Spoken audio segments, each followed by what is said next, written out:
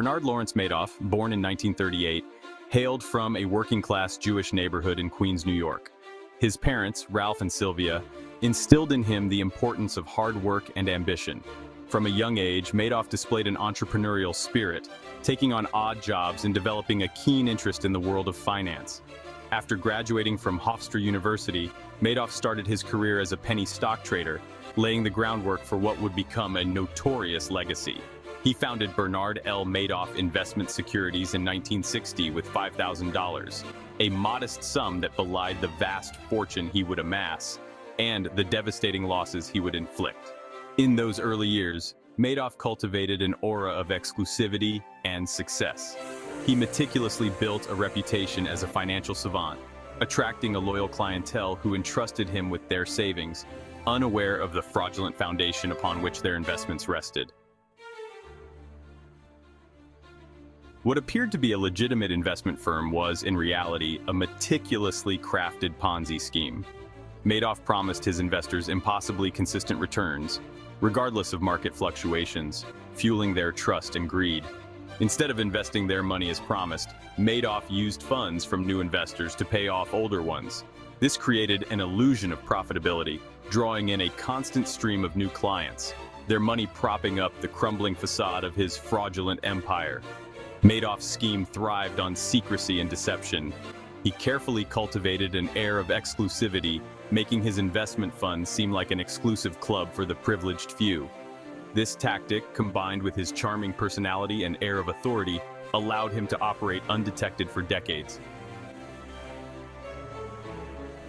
Despite Madoff's meticulous efforts, cracks began to appear in his carefully constructed facade. Financial analysts and competitors had long harbored suspicions about the legitimacy of his operation, questioning how he consistently outperformed the market. Whispers of doubt grew louder over time, culminating in a whistleblower, Harry Markopolos, repeatedly raising concerns with the Securities and Exchange Commission, SEC. However, despite numerous red flags and credible allegations, the SEC failed to take decisive action, allowing Madoff's scheme to continue unabated. The global financial crisis of 2008 proved to be the catalyst for the downfall of Madoff's fraudulent empire. As the markets plummeted, investors, desperate for liquidity, began to withdraw their funds from Madoff's firm. Unable to meet these massive withdrawal requests, the house of cards that Madoff had so carefully constructed came crashing down.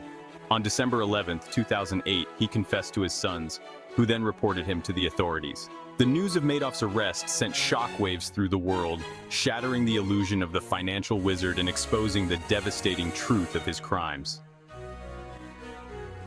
The collapse of Madoff's Ponzi scheme left a trail of devastation in its wake. Thousands of investors, from individual retirees to charitable foundations, saw their life savings wiped out. The financial losses were staggering, estimated to be in the tens of billions of dollars. Beyond the financial ruin, the emotional toll was immeasurable. Victims grappled with feelings of betrayal, anger, and shame.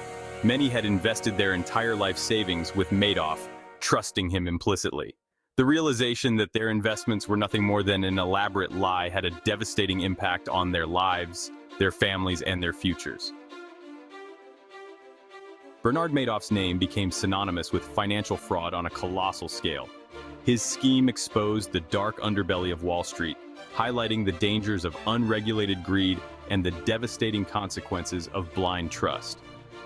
The Madoff scandal triggered a wave of reforms aimed at preventing similar frauds in the future.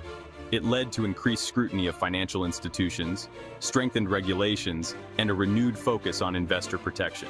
Yet the legacy of Madoff's crime serves as a stark reminder of the fragility of trust and the ever-present potential for deception in the world of finance.